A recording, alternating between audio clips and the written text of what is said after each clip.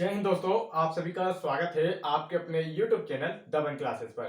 तो दोस्तों, आज हमारी सेकंड क्लास है साइंस की, जिसमें हम देखेंगे ब्रायोफाइटा। इससे पहले हमने थैलोफाइटा देख लिया था और वो थैलोफाइटा की अपनी एक कंप्लीट वीडियो थी। इसी तरीके से ब्रायोफाइटा की ये अपने आप में कंप्लीट वीडियो होगी, अर्थात इसके बाहर ब्रायोफाइटा थैलोफाइटा से क्वेश्चन नहीं पूछे जाएंगे। जो क्वेश्चन पूछना है वो यहीं से बनने वाले हैं। हम एकदम कंप्लीट टॉपिक लेके ही चलेंगे जो आपके आने वाले रेलवे एग्जाम जैसे कि RPF exam, LP exam, group D exam और एनटीपीसी, ये टोटल मिला के 2,40,000 पोस्ट आने वाली है। इसके लिए हमने साइंस की स्पेशल क्लास चालू की है। जो रेलवे के पिछले वर्षों में क्वेश्चन पूछे गए, जैसे कि यहाँ देख सकते हो, जो रेलवे के पिछले वर्ष में क्वेश्चन पूछे गए, इन सभी क्वेश्चन को भी हम करेंगे। पहले इसके बारे में जानेंगे कि ये होता क्या है ब्रायोफाइटा, और एकदम आपको सरल भाषा में बताया जाएगा कि क्या चीज होती है। ये सब चीज आपको बताई जाएगी, फिर उसके बाद क्वेश्चन लगाएंगे ताकि आप लोगों को इजीली बन सके और समझ में आ सके। तो चलिए स्टार्ट करते हैं।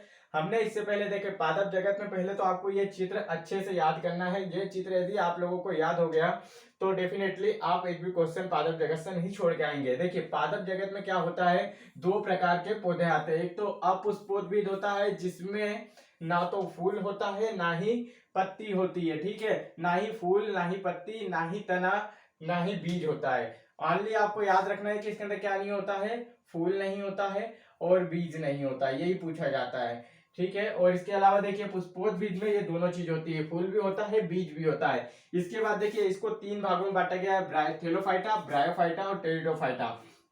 थैलोफाइटा हमने पढ़ लिया था, ब्रायोफाइटा हमने अब पढ़ेंगे और इसका टेरिडोफाइटा का टॉपिक रहेगा। थैलोफाइटा में तीन टॉपिक आते हैं, शैवाल, कवक और जीवाणु। मैंने इनके सबके उदाहरण भी आपको बताया था, सिर्फ 5 उदाहरण याद करना था, इसके अलावा एग्जाम में नहीं पूछा जाता। और वीडियो अच्छे लगे तो लाइक करना, चैनल पर नए तो सब्सक्राइब जरूर कर लेना। देखिए, पुष्पोद्भिद में क्या होता है, नगरी बीजी, जिसे अनावर्त बीजी कहते हैं, जिसके ऊपर जो फल होता है, फल के बाहर बीज रहता है और इसमें फल के अंदर बीज रहता है आवर्त बीजी में। और आवर्त बीजी को दो भागों में बांटा गया है, एक बीजपत्री और द्विबीजपत्री, इन्हें हम देखेंगे। चलिए आज का टॉपिक उठाते हैं, ज्यादा बात न करते हुए ब्रायोफाइटा को। थैलोफाइटा हमने बता दिया था और ब्रायोफाइटा भी कुछ इससे संबंधित ही है। देखिए, ब्रायोफाइटा की बात कर लेते हैं। तो ब्रायोफाइटा में दिया गया है जैसे कि इसे क्या क्या कहा जाता है। पहले हम इसके 2 पेज में डेफिनेशन पढ़ेंगे कैसा है, फिर उसके बाद क्वेश्चन लगाएंगे। और आपको बस इतना ही पढ़ना है ब्रायोफाइटा से, बाकी कुछ नहीं पढ़ना है, ज्यादा पढ़ने की आपको जरूरत नहीं है। जैसे पूछा गया है ब्रायोफाइटा की बात करें तो इसका दूसरा नाम क्या है, इसे पादप जगत का उभयचर कहा जाता है। अगर पूछ लिया जाए पादप जगत का उभयचर किसे कहा जाता है, किस समूह को पादप जगत का उभयचर कहा जाता है, तो वो हो जाएगा ब्रायोफाइटा को कहा जाता है। ये क्वेश्चन बार बार पूछा जाता है कि पादप जगत का उभयचर किसे कहा जाता है, तो ब्रायोफाइटा को कहा जाता है। नेक्स्ट है, यहाँ पादप जल भूमि दोनों पर उग सकते हैं। जो पादप है, मतलब आपका ब्रायोफाइटा जो पादप है, ये जल पर भी उग जाते हैं और भूमि पर भी उग जाते हैं। जो थैलोफाइटा थे वो सिर्फ जल पर उगते थे, ठीक है, और नमी वाली जगह पर। देखिए, यहाँ क्या हो गया, पादप जो है वो जल और भूमि दोनों पर उग जाते हैं। और इसके अलावा देखिए, इनमें संवहन तंत्र अनुपस्थित होता है। संवहन तंत्र मैंने आपको थैलोफाइटा में बताया था क्या होता है, तो जाइलम और फ्लोएम, अर्थात जो जल को लेके जाते हैं और जो भोजन को लेके जाते हैं फ्लोएम, ये इनमें अनुपस्थित होते हैं। और यहाँ पर देखिए, इनमें क्लोरोफिल पाया जाता है, ठीक है, क्योंकि ये हरे प्रकार के, देख सकते हो हरे प्रकार के होते हैं, तो क्लोरोफिल इनमें पाया जाता है। ये स्वपोषी होते हैं, क्लोरोफिल पाया जाता है, अर्थात ये प्रकाश संश्लेषण कर सकते हैं। प्रकाश संश्लेषण के माध्यम से ये खुद का भोजन बना सकते हैं, मतलब खुद का पोषण कर सकते हैं। इसलिए ये क्या हो गए, स्वपोषी पौधे होते हैं। देखिए, इसके उदाहरण आपको ओनली इतने याद रखना है। मैंने देखिए, जो एग्जाम में पूछे जाते हैं वही 5-6 उदाहरण आप लोगों को याद करना है। थैलोफाइटा में बताया था कारा, उल्वा, स्पायरोगायरा, इरोथ्रिक्स और क्लेडेफोरा, ये 5 उदाहरण थैलोफाइटा के थे। इसके अलावा देखिए, ये 5 उदाहरण आपके सामने दिए गए हैं, मास, एंथोसिरोस, मार्केंसिया, रिक्सिया और फ्यूनेरिया। ये 5 उदाहरण आपको ब्रायोफाइटा से संबंधित याद करना है। इसके बाहर आपके एग्जाम में नहीं पूछा जाएगा। जो पूछे जाते क्वेश्चन है वही क्वेश्चन आप लोगों को पढ़ना है, ज्यादा नहीं पढ़ना है। देखिए, ब्रायोफाइटा की बात करें, ब्रायोफाइटा में राइजोट्स पाए जाते हैं, जिसे झूठी जड़ कहते हैं। ये देखिए, जो ब्रायोफाइटा आप लोगों को दिख रहा होगा, इसमें ये बारीक बारीक यहाँ पर जो सफेद सफेद जड़ दिख रही है आप लोगों को, इसे राइजोट्स कहते हैं। क्या कहते हैं, राइजाइट्स कहते हैं, ठीक है, राइजाइट्स कहते हैं इसे। राइजाइट्स ऐसे लिखाएगा हिंदी में, राइजाइट्स कहते हैं। ये इसे झूठी जड़ कहा जाता है, मतलब जो उसकी मूल जड़ नहीं होती, ये ओनली उग जाती है सिर्फ जड़ के रूप में, इसे झूठी जड़ कहा जाता है। ये पादप की जड़ नहीं होती है। इस पे क्वेश्चन बनता है, क्वेश्चन मैंने लेके आया हूं, उसमें आप लोगों को समझ में आएगा। देखिए, इस समुदाय के पौधे मृदा अपरदन को रोकने में सहायता प्रदान करते हैं। तो पूछा जाता है किस पादप जगत के पौधे मृदा अपरदन को रोकने में सहायता करते हैं, तो ब्रायोफाइटा संघ के। ठीक है, यहाँ पर देखिए सबसे बड़ा ब्रायोफाइट डांसानिया सुपरवा है। इसे ऑस्ट्रेलियाई मास के नाम से भी जाना जाता है। ये क्वेश्चन यूपीएससी के सीडीएस एग्जाम में पूछा गया था, वहां से मैंने लेके आया हूँ। सबसे बड़ा ब्रायोफाइट डांसानिया सुपरवा है। अगली आप लोग याद कर सकते हैं, बाकी रेलवे में ये क्वेश्चन नहीं पूछा जाएगा, यूपीएससी लेवल का क्वेश्चन है। आपको तो ये 5 उदाहरण याद रखना है और थैलोफाइटा के 5 उदाहरण याद रखना है। देखिए नेक्स्ट अगर बात करें स्पेगनम, ये एक प्रकार का ब्रायोफाइटा है। स्पेगनम मास इसका नाम है। इससे बस एक क्वेश्चन बनता है कि ये अपने भार का कितना गुना पानी सोखता है, तो 18 गुना पानी अपने भार का सोखता है। अधिक पानी सोखने की तरह क्षमता होती है, इसलिए माली इसका उपयोग करते हैं। तो पूछ लिया जाता है किस पादप जगत में माली, किस पौधे यानी कि किस पादप जगत के किस मतलब जैसे पूछ लिया जाए स्पेगनम मास का प्रयोग करता है, तो वो किस जगत में आता है, तो ब्रायोफाइटा जगत में आता है। और ये आपका माली इसका उपयोग करता है काय के लिए, एक स्थान से दूसरे स्थान पे जब पौधे लेके जाते हैं तो इसको लेके जाते हैं, क्योंकि इसके अंदर क्या होता है 18 गुना पानी अधिक होता है, तो सूखने की क्षमता इसकी कम होती है। इसका प्रयोग ईंधन के रूप में भी किया जाता है और एंटीसेप्टिक के रूप में भी किया जाता है। चलिए क्वेश्चन लगाते हैं। तो यहाँ पर पहला क्वेश्चन जैसे दिया गया है, निम्नलिखित में से किसे पादप जगत का उभयचर कहा जाता है। ये क्वेश्चन देखिए एनटीपीसी एग्जाम 2021 में पूछा गया है और फर्स्ट शिफ्ट में ही पूछा गया है। इसका राइट आंसर क्या हो जाएगा, निम्नलिखित में से पादप जगत का उभयचर किसे कहा जाता है। तो मैंने पहले ही पॉइंट आपको बताया था कि पादप जगत का उभयचर किसे कहा जाता है, ब्रायोफाइटा को कहा जाता है। तो इसका राइट आंसर क्या हो जाएगा, ब्रायोफाइटा हो जाएगा। इसके अलावा एक्स्ट्रा डिटेल देख कर लेते हैं। देखिए ब्रायोफाइटा को पादप जगत का उभयचर कहा जाता है।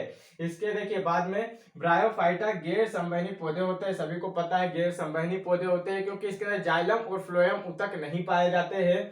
और यहाँ पर देखिए ब्रायोफाइटा पादप मिट्टी में रहते हैं, लेकिन प्रजनन की आवश्यकता के लिए उन्हें जल की आवश्यकता होती है। ये क्वेश्चन एग्जाम में पूछा जाता है कि किस संघ के पौधे को, वो मिट्टी में तो रहते हैं, ठीक है, किस में रहते हैं, मिट्टी में रहते हैं, परंतु प्रजनन के लिए कहाँ आना पड़ता है, पानी में आना पड़ता है, तो ये ब्रायोफाइटा संघ के आता है। ये क्वेश्चन आपके एग्जाम में डेफिनेटली बनेगा कि प्रजनन के लिए बाहर आते हैं तो कहाँ आते हैं, पानी में आते हैं। ये नम आर्द्र और छायादार वातावरण में रहते हैं। देखिए इसमें आप लोगों को ये पॉइंट बड़े इंपॉर्टेंट है, क्योंकि यही क्वेश्चन आपके एग्जाम में डेफिनेटली बनने वाला है। देखिए पादप जगत का उभयचर क्या हो गया है, ब्रायोफाइटा हो गया है।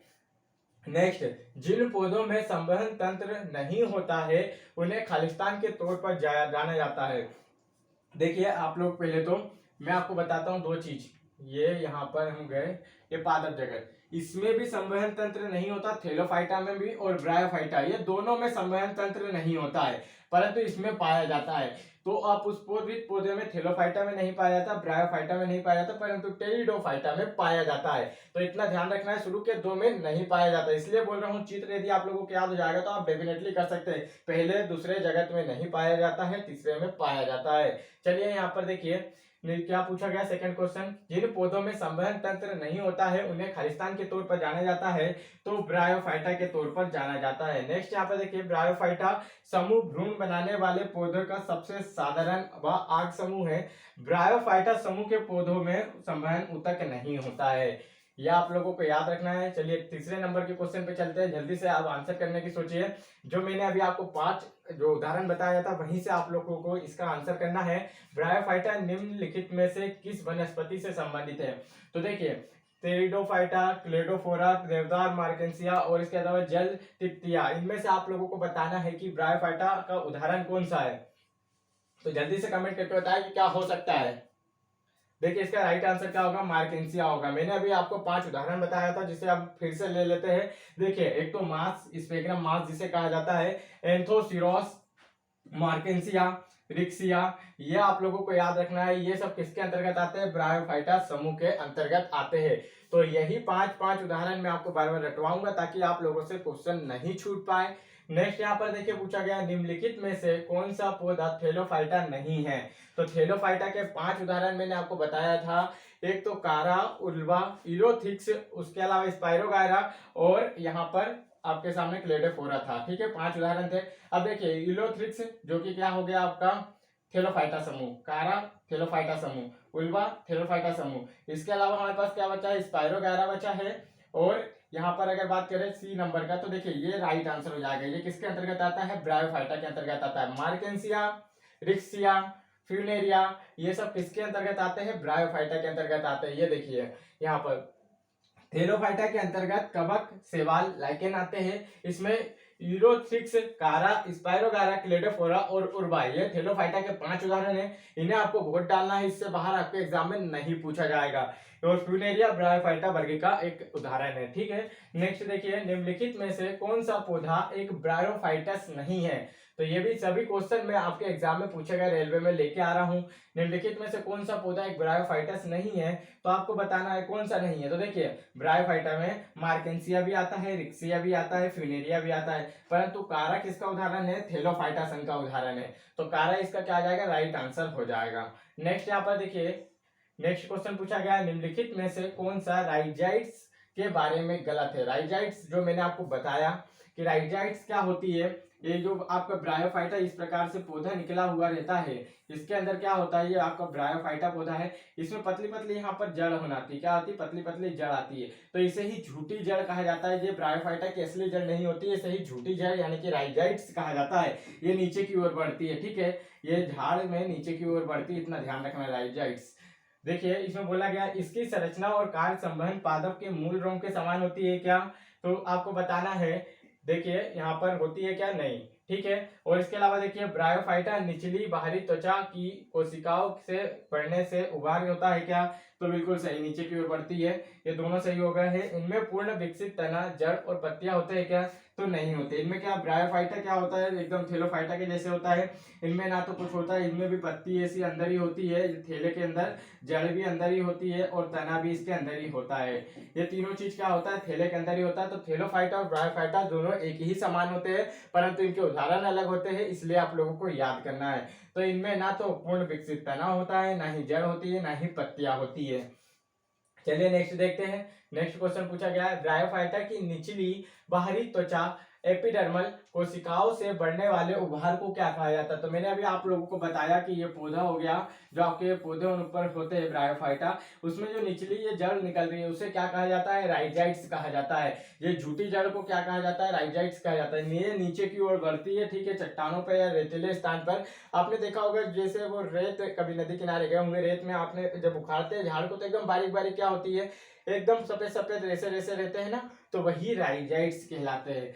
तो ये क्या हो गया, क्वेश्चन का राइट आंसर राइजाइट्स हो जाएगा। नेक्स्ट देखिए, नेक्स्ट पूछा गया है, निम्नलिखित में से किस पौधे को ब्रायोफाइटा के वर्ग में शामिल किया गया है। तो किस पौधे को ब्रायोफाइटा वर्ग में शामिल किया गया है, अब आपके सामने दिया गया है। इसमें से आप लोगों को छांटना है कौन सा होगा। मैंने अभी आप लोगों को बताया यूलोथ्रिक्स और क्लेडोफोरा, ये किसके उदाहरण है, ये थेलोफाइटा के उदाहरण है। और मार्सिलिया किसका उदाहरण है, मार्सिलिया जो है वो टेरिडोफाइटा का उदाहरण, किसका है, टेरिडोफाइटा का। और जो मार्केंसिया है, इन दोनों में आप लोगों को याद रखना है, जो मार्केंसिया है, ठीक है, ये दोनों में कंफ्यूजन नहीं होना है। मार्केंसिया ये है आपका ब्रायोफाइटा का उदाहरण, और जो मार्सिलिया है ये टेरिडोफाइटा का उदाहरण है, और रिक्सिया भी ब्रायोफाइटा का उदाहरण है। तो ये ब्रायोफाइटा में आ जाएगा। ठीक है, तो इसका राइट आंसर क्या हो जाएगा, रिक्सिया हो जाएगा। ब्रायोफाइटा में कौन आता है, रिक्सिया आता है। ये दोनों में आप लोग कंफ्यूज ना होना, ये मार्सिलिया है जो टेरिडोफाइटा में आता है, और मार्केंसिया जो कि ब्रायोफाइटा में आता है। रिक्सिया ब्रायोफाइटा के अंतर्गत आता है। इलोथ्रिक्स तथा क्लेडोफोरा शैवाल जो कि किसके अंतर्गत आते हैं, तो आपके थेलोफाइटा के अंतर्गत आते हैं। इसके अलावा देखिए मार्सिलिया टेरिडोफाइटा वर्ग के अंतर्गत आते हैं। तो इसे आप लोगों को याद करके चलना है।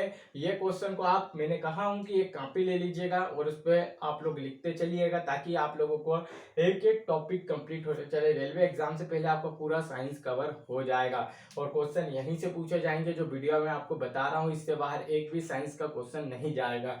देखिए 25 में से 25 हम दिला के रहेंगे। यहाँ पर जैसे पूछा गया है, रिक्सिया निम्न में से किस श्रेणी के अंतर्गत आता है। अभी मैंने आपको बताया, जस्ट इससे पहले पूछा आपसे कि क्या हो गया, ब्रायोफाइटा के अंतर्गत आता है तो रिक्सिया आता है। और रिक्सिया यहाँ पर क्वेश्चन कैसा बना था, ग्रुप डी एग्जाम 31 अक्टूबर 2018 की फर्स्ट शिफ्ट में, रिक्सिया किस वर्ग के अंतर्गत आता है, तो ब्रायोफाइटा वर्ग के अंतर्गत आता है। इसके भी उदाहरण मैंने आपको करवा दिया हूँ याद, ऐसे ही 5-5 6 उदाहरण आप लोगों के कंप्लीट होते जाएंगे। और आप लोगों को इतना ही पढ़ना है, बस 2 पेज आपको लेना है कॉपी में और इसकी डिटेल और क्वेश्चन लिख के आप लोगों को रख लेना है और इसे बार बार रिवीजन करना है। देखिए इसका राइट आंसर आप लोगों को ही बताना है कि एम्फीबियन पौधों को निम्नलिखित में से किस समूह में रखा जाता है। तो इसका राइट आंसर आप लोगों को बताना है क्या होगा। और वीडियो अच्छा लगा हो तो वीडियो को लाइक करना। हमारे यहाँ पर पूरे कंप्लीट होते हुए क्वेश्चन 10 क्वेश्चन हमने लिए थे और इसी के अंदर हर चीज कंप्लीट करवा दी जो ब्रायोफाइटा से पूछे जा सकते हैं। इसके बाहर आपका एक भी क्वेश्चन नहीं आएगा। तो अगर वीडियो अच्छा लगा तो लाइक करना, चैनल पे नए हो तो चैनल को जरूर सब्सक्राइब कर लीजिएगा। अगर आप लोग चाहते हैं कि रेलवे में इस बार एक सीट पक्की करना तो साइंस में 25 में 25 आप लोगों को दिला के रहेंगे। जय हिंद दोस्तों।